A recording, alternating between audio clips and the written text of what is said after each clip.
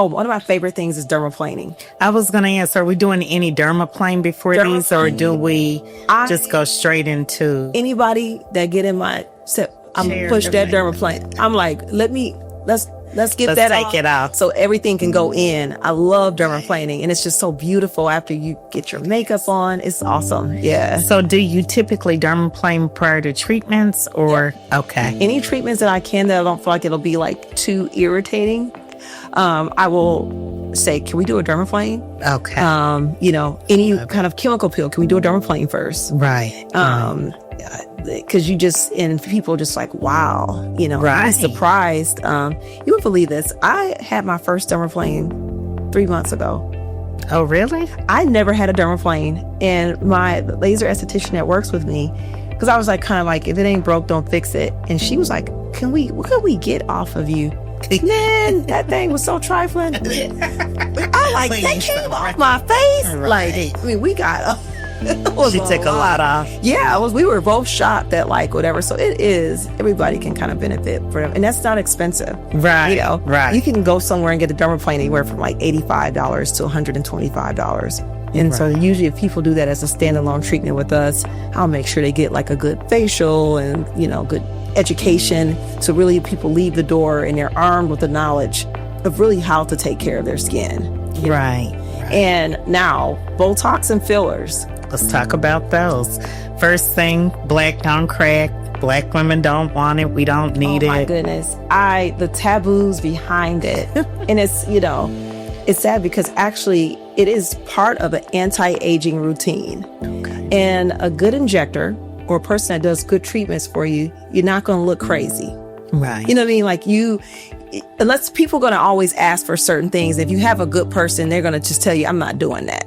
I have people all the time. I'm like, I'm not going to do that. I'm not that person for that, Right. But Botox, for example, we've seen all like the beams with Kim Kardashian not being able to cry. Well, there are certain levels of what you can administer for certain effect. So there are certain people that like to get it and they really want to be frozen, right? Right. And then there are some people like myself.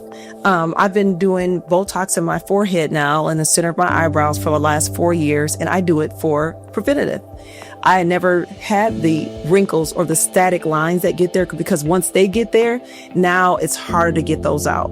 So what you want to do is prevent that. And I can move and I can do all of that. Right. It just keeps everything just kind of nice and smooth. You can look normal with it. And so the whole thing is that I plan to not form wrinkles in my forehead. Right. Ever. I will. Right. I'll be in my coffin with no wrinkles. Right. I love it, and I agree. Yes. And even fillers. As we age, we talk about that collagen and that volume we lose in our face. Right. So they say you lose about a syringe of filler every decade. Oh. So by the time you hit your 40s, your face has lost about 4 syringes of filler in terms of all over.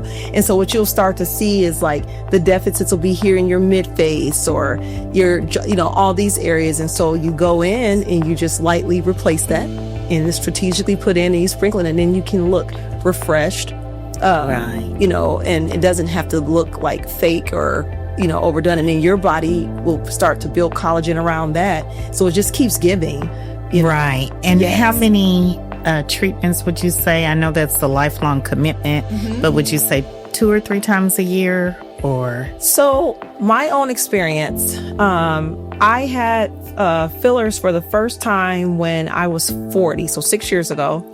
I had a touch-up with 1 syringe 2 years later, and then I just had a touch-up with a syringe this past summer.